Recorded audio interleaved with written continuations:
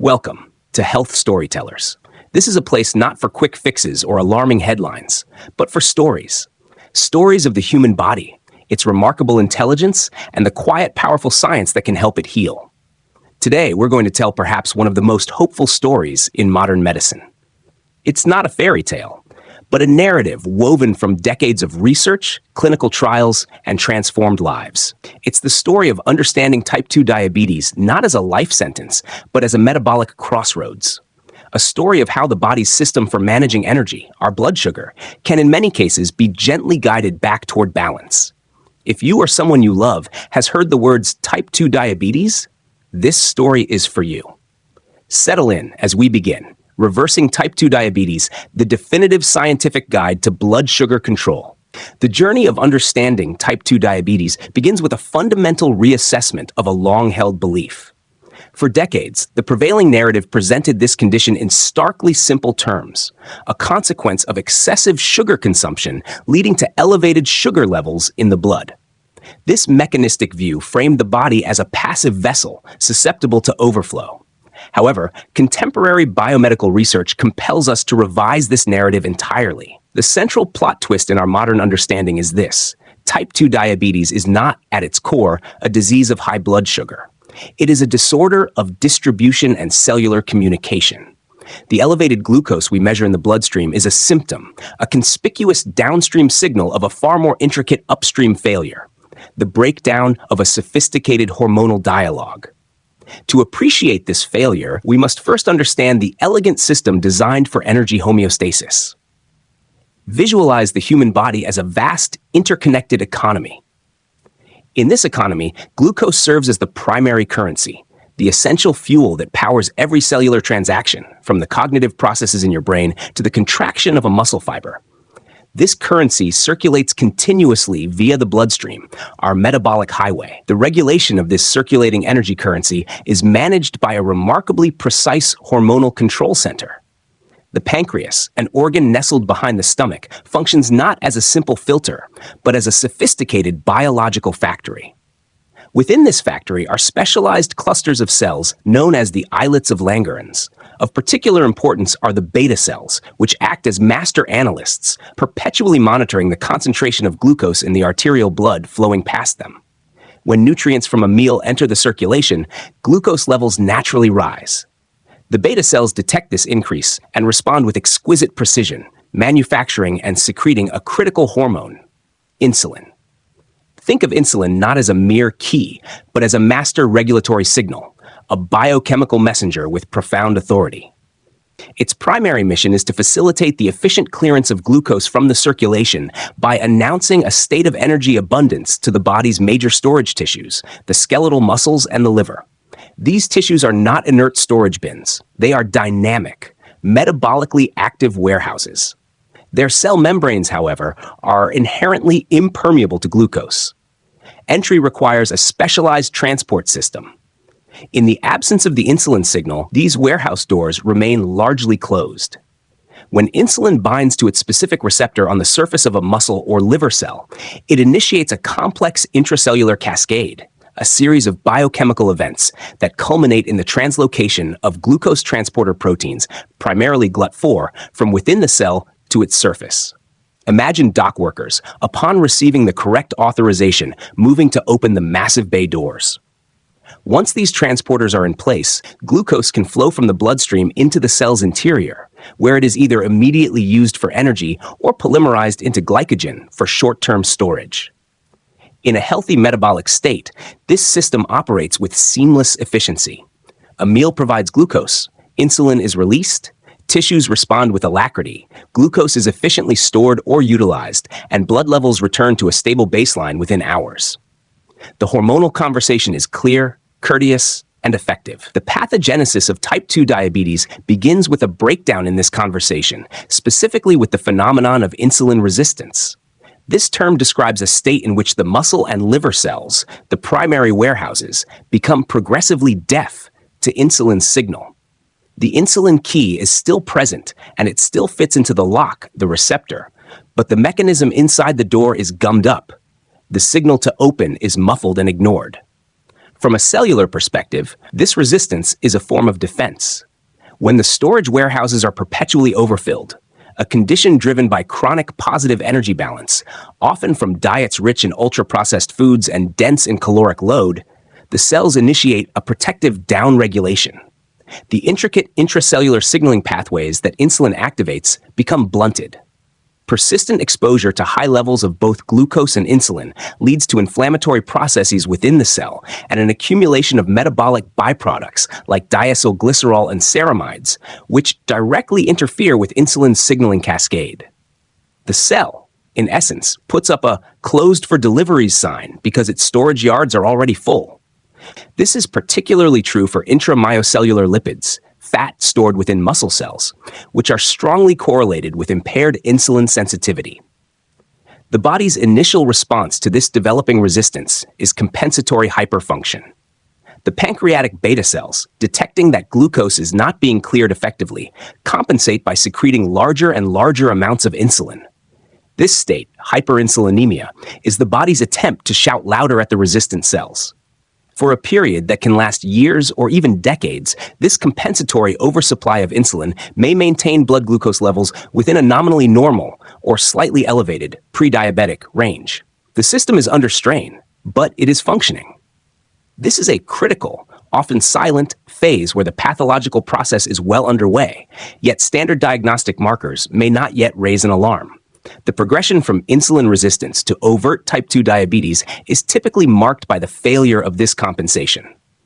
The beta cells, forced to operate at maximal output for an extended period, eventually succumb to exhaustion and dysfunction. This decline in beta cell function is multifactorial, involving glucotoxicity, damage from chronic high glucose, lipotoxicity, damage from fat accumulation in the pancreas itself, and the inevitable wear of chronic secretory demand. As insulin secretory capacity declines, it can no longer overcome the resistance in the tissues. The combination of profound insulin resistance and inadequate insulin secretion creates the perfect storm. Glucose now accumulates dramatically in the bloodstream, leading to the diagnostic thresholds for type 2 diabetes. Therefore, the elevated fasting and postprandial blood glucose readings are merely the most visible indicator of a deeper systemic issue. They are the traffic jam on the highway, but the root cause is the failure of the off-ramps, the tissue warehouses, to accept traffic. Focusing solely on the glucose level is akin to treating a fever without diagnosing the underlying infection. This reconceptualization is not semantic. It is profoundly transformative for management. It shifts the therapeutic focus from a narrow goal of lowering blood sugar, often through medications that primarily drive glucose out of the blood and into the urine, or force additional insulin secretion from a failing pancreas, to the more foundational objective of improving insulin sensitivity. The central question evolves from, how do I reduce the glucose in my blood? To, how do I restore my cells' ability to listen to insulin's signal and accept the energy they need? Understanding this plot twist is the indispensable first step. It empowers us to see the condition not as an irreversible plumbing failure, but as a functional adaptive system that has been pushed into dysfunction. And systems that can be pushed into dysfunction can often, with the correct interventions, be guided back toward function. The key lies in addressing the root causes of the jammed warehouse doors: the energy surplus, the specific quality of our nutrition, and the profound lack of the physiological signals, most notably muscular contraction, that our metabolism evolved to expect.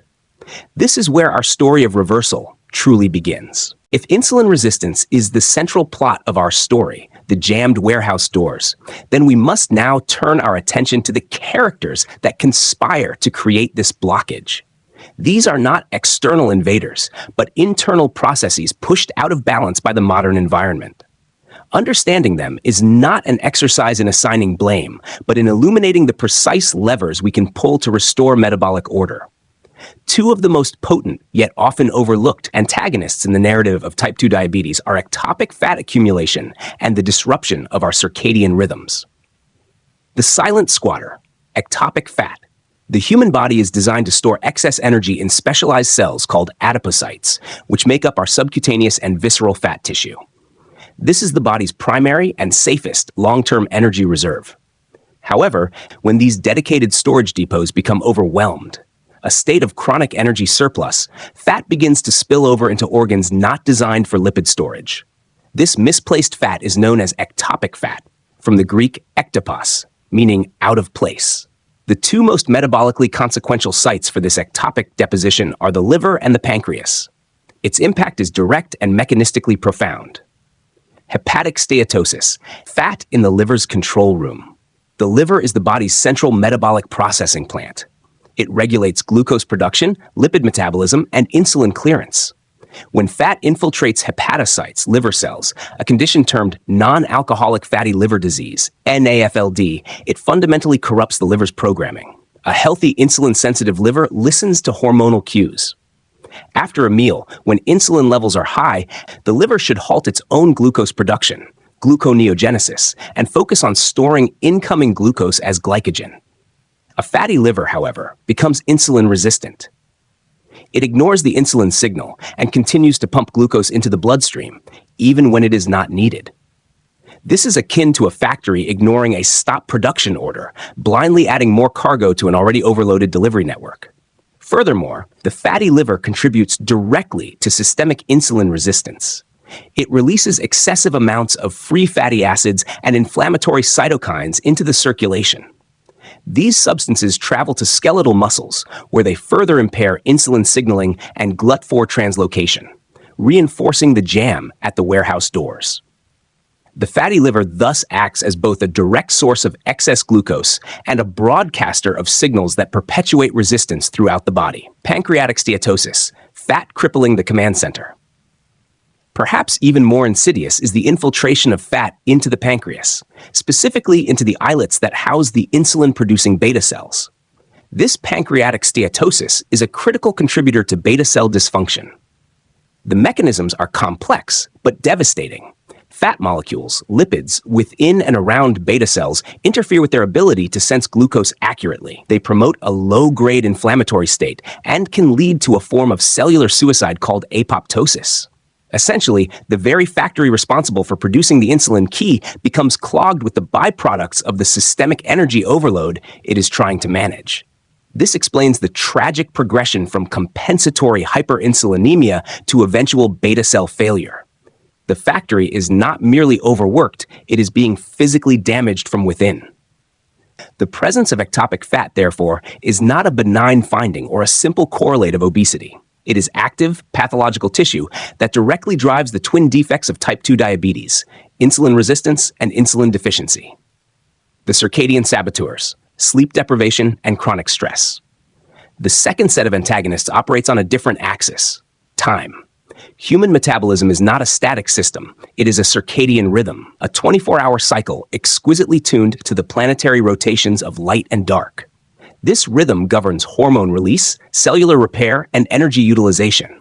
When we disrupt this rhythm, primarily through sleep deprivation and unrelenting psychological stress, we send a cascade of contradictory signals that directly promote hyperglycemia and insulin resistance. Sleep, the metabolic reset. Sleep is not a passive state of inactivity. It is an anabolic period of critical restoration. During deep, slow-wave sleep, growth hormone is released, which helps regulate body composition and repair tissues.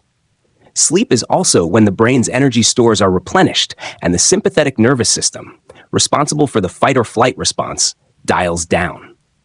When sleep is curtailed or fragmented, several metabolic disruptions occur. Increased cortisol. The stress hormone cortisol, which normally follows a diurnal pattern, high in the morning, low at night, remains elevated. Cortisol is a potent insulin antagonist. Its primary evolutionary function is to mobilize energy stores in times of perceived threat. It stimulates the liver to produce more glucose, gluconeogenesis, and tells muscle and fat cells to become less sensitive to insulin, ensuring a ready supply of fuel for the perceived emergency. Chronic sleep loss creates a state of perpetual low-grade physiological alarm. Appetite dysregulation. Sleep deprivation alters the secretion of the hormones leptin and ghrelin.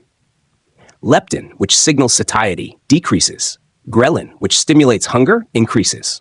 This hormonal shift predisposes individuals to increased caloric intake, particularly from energy-dense, high-carbohydrate foods, thereby exacerbating the energy surplus. direct impairment of insulin sensitivity. Studies utilizing hyperinsulinemic euglycemic clamps, the gold standard for measuring insulin sensitivity, have shown that even a single night of severe sleep restriction can induce a state of acute insulin resistance in otherwise healthy adults. Chronic stress, the enduring alarm. Psychological stress activates the same hypothalamic pituitary adrenal HPA axis as sleep deprivation, resulting in elevated cortisol. In our modern context, the threats are seldom physical predators, but more often psychological. Work deadlines, financial pressures, social anxieties. The body's physiological response, however, remains ancient and blunt. The constant drip of cortisol instructs the body to remain in a catabolic, glucose-mobilizing state, directly opposing insulin's efforts to store energy. Furthermore, stress often leads to behavioral coping mechanisms, such as poor dietary choices and reduced physical activity, that compound the metabolic problem. The interplay of these antagonists creates a vicious, self-reinforcing cycle. Ectopic fat promotes inflammation and insulin resistance, which dysregulates metabolism. Poor sleep and chronic stress elevate cortisol, which drives further glucose production and fat deposition, particularly in the visceral and ectopic compartments. This, in turn, can worsen sleep quality, e.g. through sleep apnea, common in those with fatty liver and visceral adiposity, and increase perceived stress. Recognizing these factors is empowering. It reveals that the path to reversing insulin resistance is not solely about dietary micromanagement. It is about addressing the fundamental contexts in which our metabolism operates. The where of energy storage, away from vital organs, and the when of our biological rhythms, honoring the need for restorative sleep and stress recovery. By confronting these antagonists, we begin to quiet the metabolic noise and create the physiological conditions necessary for insulin's signal to be heard once again. The next step in our story introduces the most effective tool for achieving this: the body's own built-in mechanism for clearing those jammed warehouse doors. Having identified the antagonists that contribute to insulin resistance, the ectopic fat and the disrupted rhythms, our narrative now pivots decisively toward the solution. We turn to the most potent, readily available, and physiologically designed agent for reversing this metabolic dysfunction: skeletal muscle. If type 2 diabetes is a story of cellular deafness, then muscular contraction is the most powerful language for restoring hearing.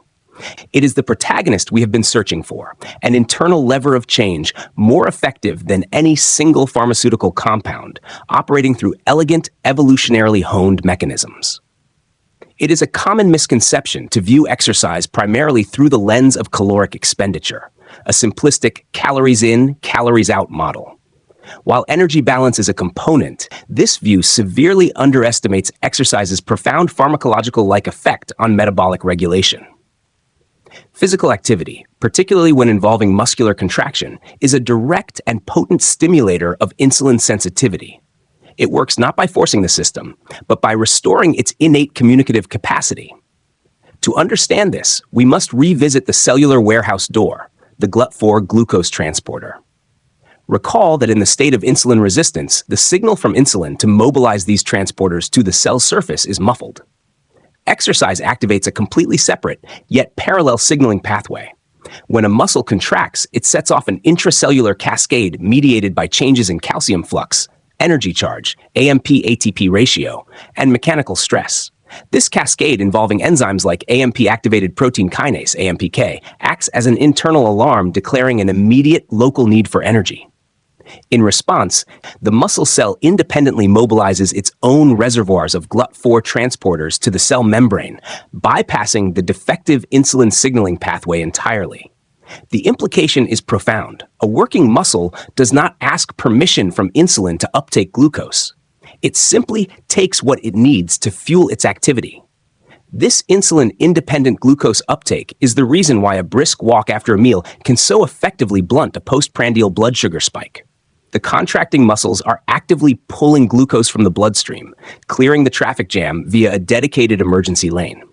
However, the true brilliance of this mechanism lies in its lasting impact, the post-exercise insulin sensitizing effect. After a session of physical activity, the muscle cell enters a state of heightened metabolic awareness. Having depleted its glycogen stores, it becomes primed to replenish them. In this state, the insulin signaling pathway, which was previously resistant, becomes dramatically more receptive. Studies utilizing clamp techniques show that a single bout of exercise can improve whole-body insulin sensitivity for 24 to 48 hours afterward. The cellular doors, having been used, are now cleaned, lubricated, and more responsive to the insulin key. This creates a therapeutic window where any insulin produced or present works with far greater efficacy. The form of exercise is also instructive. While aerobic exercise, walking, cycling, swimming, is excellent for stimulating AMPK and improving mitochondrial health, resistance training, lifting weights, using resistance bands, bodyweight exercises adds a critical dimension, increasing muscle mass. Skeletal muscle is the body's largest organ for glucose disposal. Each additional ounce of metabolically active muscle tissue represents a larger reservoir for glycogen storage and a greater surface area populated with GLUT4 transporters. Increasing muscle mass is akin to building more and larger warehouses in our economic analogy, expanding the system's storage capacity and reducing the likelihood of overflow. Furthermore, muscle tissue is metabolically active even at rest, contributing to a higher basal metabolic rate. This brings us to a pivotal practical concept, non-exercise activity thermogenesis, NEAT, and the profound power of low-level, frequent movement. The human genome evolved in a context of near-constant, low-grade physical activity, foraging, walking, building, tending. Our metabolism expects this signal. Prolonged sitting, a hallmark of modern life, is not a neutral state. It is a state of profound metabolic silence. When muscles are inactive for extended periods, they enter a dormant state where insulin signaling downregulates, and cellular mechanisms for fat oxidation become suppressed. Breaking up prolonged sitting with brief bouts of movement, standing for 5 minutes, walking to get water, performing simple bodyweight squats or calf raises, sends vital metabolic signals throughout the day. These movement snacks repeatedly activate the contraction-mediated glucose uptake pathway, reminding the muscle cells of their fundamental role. Research indicates that this frequent, low-intensity movement may be as important, if not more important, for daily glucose control than a single, longer bout of exercise followed by hours of stillness. Therefore, the prescription is not merely exercise 30 minutes a day. It is a twofold paradigm. Dedicated activity. Regular, structured sessions of both aerobic and resistance training to stimulate the potent post-exercise insulin sensitizing effect and build metabolic capacity. Movement hygiene. A conscientious effort to interrupt sedentary periods consistently throughout the waking day, maintaining a baseline level of metabolic tone and communication. In this light, physical activity ceases to be a punitive task for weight management. It is reframed as essential metabolic signaling, the most direct method we have to converse with our insulin-resistant cells, to remind them of their function, and to restore the hormonal dialogue that defines metabolic health. The muscle is not just a consumer of energy. It is the body's most powerful sensor and regulator of energy flow. By engaging it, we place the power of reversal directly into our own hands and legs, activating a biology that is waiting, quite literally, to be moved. This foundational work of restoring sensitivity then sets the stage for the next critical phase, the strategic management of the energy supply itself. With our understanding of the antagonist forces and the protagonistic power of muscle established, our narrative now integrates a critical domain, the strategic management of the energy supply itself. Nutrition for blood sugar control transcends simplistic carbohydrate counting. It is the art and science of modulating the rate, route, and rhythm of energy delivery to a metabolically vulnerable system. The goal is not mere restriction, but the cultivation of a dietary pattern that generates gentle, manageable waves of nutrients instead of overwhelming tsunamis, thereby allowing a recovering metabolism to regain its equilibrium. The central concept here is the glycemic and insulinemic response, the magnitude and speed at which a food raises blood glucose and, consequently, insulin. This is not an intrinsic property of carbohydrates alone, but a dynamic outcome determined by the entire matrix of the food and the context of its consumption. The macronutrient ensemble, slowing the symphony. The metabolic impact of a meal is best understood as a symphony played by its macronutrient components. Each plays a distinct role in modulating the absorption and hormonal response to carbohydrates. Dietary fiber, the master regulator. Fiber, particularly viscous soluble fiber found in oats, legumes, barley, and many fruits and vegetables, is arguably the most potent dietary tool for glucose control. It functions through multiple synergistic mechanisms. First, it forms a gel-like matrix in the stomach and small intestine, physically impeding the access of digestive enzymes to carbohydrates and fats, thereby slowing their breakdown and absorption. This results in an attenuated, prolonged release of glucose into the portal circulation. Second, this viscous gel delays gastric emptying, contributing to a greater sense of satiety. Third, certain fibers are fermented by colonic bacteria into short-chain fatty acids, SCFAs, like butyrate, which have been shown to improve insulin sensitivity and reduce hepatic glucose production. A diet high in fiber does not merely add bulk, it fundamentally alters the digestive environment to favor metabolic stability. Protein and fat, the modulating companions, including adequate protein and healthy fats, monounsaturated and polyunsaturated fats from nuts, seeds, avocados, olive oil, and fatty fish, with a carbohydrate source dramatically flattens the postprandial glucose curve. Protein stimulates the secretion of glucagon-like peptide 1, GLP-1, and other incretin hormones, which enhance insulin secretion in a glucose-dependent manner, slow gastric emptying, and promote satiety. Fats, while having a minimal direct effect on blood glucose, further delay gastric emptying and, by slowing intestinal transit, extend the time window for carbohydrate absorption. Together, they transform a rapid, high-intensity glucose spike into a slow, sustained rise and fall, drastically reducing the demand on a compromised insulin system. The principle of food sequencing, order as strategy. Emerging research underscores that the order in which macronutrients are consumed during a meal exerts a significant and clinically meaningful impact on postprandial glycemia. The strategy is simple, yet powerful. Consume fibrous vegetables and protein sources before carbohydrates. The physiological rationale is logical. Vegetables and protein initiate the release of gut hormones and begin to modulate gastric emptying and digestive enzyme activity. By the time carbohydrates enter the system, the stage is set for a slower absorption rate.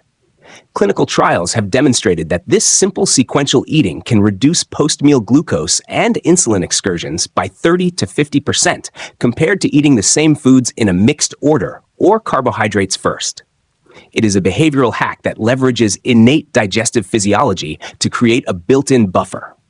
The temporal dimension, intermittent fasting and time-restricted eating. Beyond what and how we eat, the dimension of when we eat presents a profound therapeutic lever.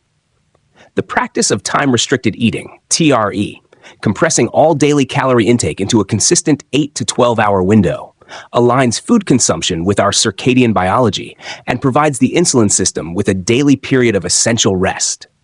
During the fasting window, insulin levels decline. This low insulin state allows the body to switch from a storage mode to a utilization and repair mode. Triglycerides are broken down for energy. Cellular autophagy, a cleanup and recycling process, is upregulated, and insulin receptors have an opportunity to reset their sensitivity. From a pancreatic perspective, it relieves the beta cells from the constant secretory demand, akin to giving an overworked factory mandatory quiet hours. Research indicates that TRE, even without explicit caloric restriction, can improve insulin sensitivity, reduce hepatic fat, and lower fasting insulin and glucose levels. It is not about starvation. It is about providing a consistent, predictable rhythm of feeding and fasting that our metabolism evolved to expect. Integrative application, from theory to plate. Putting these principles together creates a robust, non-restrictive framework for nutritional management.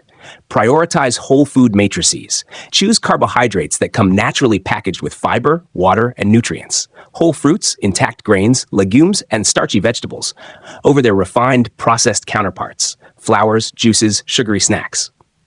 Construct balance plates. Aim for a visual and quantitative balance. Half the plate non-starchy vegetables, fiber, a quarter lean or plant-based protein, a quarter high-fiber carbohydrates, and an inclusion of healthy fats. Employ sequential eating. Begin meals with a salad, vegetables, or protein. Save the denser carbohydrates for the middle or end of the meal. Establish an eating window. Consider confining food intake to a 10 to 12 hour period daily. e.g. 8 a.m. to 6 p.m., allowing for a 12 to 14-hour nightly fast to harness the metabolic benefits of a daily low insulin period. This approach moves decisively away from the fear-based paradigm of good versus bad foods. Instead, it fosters a strategic understanding of food as a modulator of physiological responses. The objective is to reduce the glycemic and insulinemic load and velocity placed upon the system, thereby minimizing the secretory demand on fatigued beta cells and reducing the traffic confronting resistant tissues. When combined with the insulin-sensitizing effects of physical activity, this nutritional strategy creates a powerful synergistic effect, gently coaxing a dysregulated metabolism back toward a state of flexible, responsive control. The final piece of our story is weaving these individual threads into a sustainable, life-affirming tapestry of lasting change. We have traversed the scientific landscape of type 2 diabetes, from the cellular miscommunication of insulin resistance to the potent interventions of movement, nutrition, and rhythm. Yet, the translation of this knowledge into a transformed life hinges on a final critical element: the sustained integration of these principles into a coherent, personalized narrative.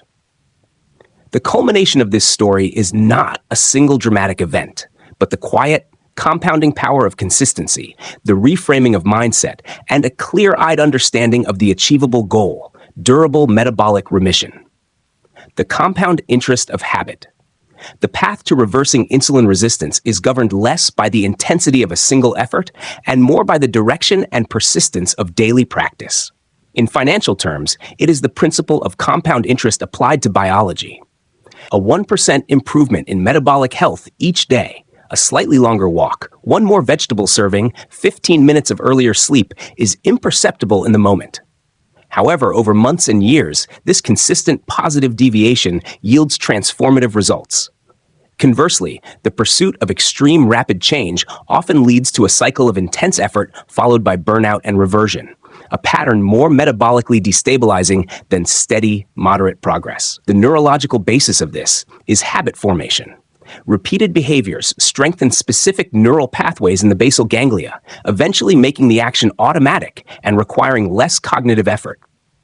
The goal, therefore, is to architect an environment and routine that makes the beneficial choice the default choice. This could mean preparing overnight oats to bypass a sugary breakfast decision, scheduling walking meetings, or using technology to enforce an evening wind-down ritual. The focus shifts from willpower, a finite resource, to system design, the mindset of agency and feedback.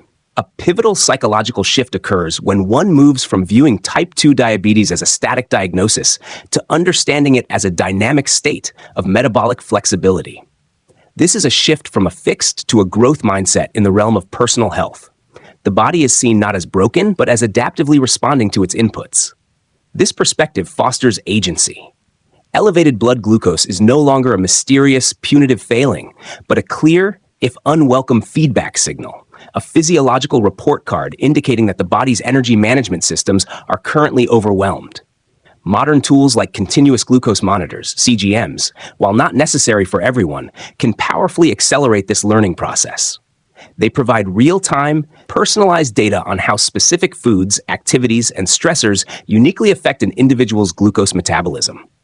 This transforms abstract dietary guidelines into concrete, individualized insights. One may discover that their healthy breakfast cereal causes a sharper spike than a piece of whole-grain toast with nut butter. This data-driven feedback loop closes the gap between action and consequence, empowering informed self-experimentation and reinforcing positive behaviors with immediate, visible results. Defining the destination, remission. It is essential to clarify the objective with precise, medically accepted terminology. The term reversal, while inspiring, can imply a permanent erasure of susceptibility, which is not accurate. The preferred clinical term is remission. The American Diabetes Association, ADA, defines remission of type 2 diabetes as achieving and maintaining an HbA1c level below 6.5% for at least 3 months without the use of glucose-lowering medications. This is not a trivial benchmark. It represents a normalization of glycemic control through sustained lifestyle medicine.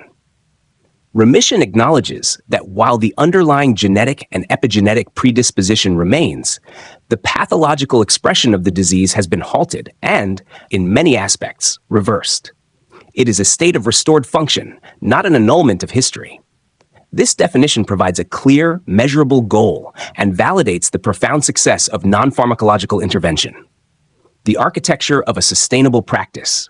Weaving the threads of muscle physiology, nutritional strategy, and circadian hygiene into a sustainable life requires an architectural approach. Foundational pillars. Identify non-negotiable, low-friction habits that serve as daily pillars. This could be a 10-minute morning walk, a commitment to a fiber-rich breakfast, or a strict digital sunset to protect sleep. Synergistic stacking. Combine habits to increase efficiency and adherence, a practice known as habit stacking. Listen to an educational podcast or an audiobook while walking. Prepare a week's worth of chopped vegetables while waiting for dinner to cook. Anticipating friction. Proactively plan for obstacles. Travel, social events, and stressful periods are inevitable. Having pre-decided strategies, such as choosing hotel rooms with kitchens, scanning restaurant menus beforehand for balanced options, or having a 5-minute stress reset breathing routine, prevents derailment. Community and support. While the journey is personal, it need not be solitary. Engaging with a supportive community, whether a local walking group, an online forum focused on metabolic health, or simply a friend with similar goals, provides accountability, shared learning, and resilience. The unifying theme, metabolic harmony. Ultimately, the story of reversing type 2 diabetes is a journey toward metabolic harmony. It is the realignment of our modern lives with the ancient physiology we inherited. The constant noise of hyperpalatable food, persistent stress, circadian disruption, and physical inertia created a cacophony that drowned out insulin's signal. The interventions we have detailed, targeted movement, strategic nutrition, and rhythmic living, are not isolated prescriptions. They are concerted actions that lower the volume of that metabolic noise. As the noise recedes, the body's inherent wisdom reemerges. Insulin's whisper can be heard again. The liver quiets its unnecessary glucose production. Muscles readily accept fuel. The pancreas rests. This is not a story of fighting the body, but of collaborating with it. It is a narrative that replaces fear with understanding and helplessness with agency. The destination is a state of health characterized not by the mere absence of disease, but by the presence of vitality, stability, and the profound confidence that comes from understanding and stewarding one's own biology. The path forward is built one deliberate, consistent, and compassionate step at a time. Each step a sentence in the new story you are authoring for your long-term health. If this story resonated with you, if it provided a new piece of the puzzle, please consider subscribing to Health Storytellers. We are here to unfold more of these powerful, evidence-based narratives about your health. What aspect of this story would you like to dive deeper into? The science of muscle and metabolism? Practical meal sequencing? Let us know in the comments below. Your curiosity guides our future stories. If you found this helpful, share it with someone whose story it might change. A family member? A friend? Sometimes, a new perspective is the most powerful gift we can give. Remember, you are not a diagnosis. You are the author of your ongoing health narrative. Make it a good one. Thank you for listening. Until next time, take care of your story.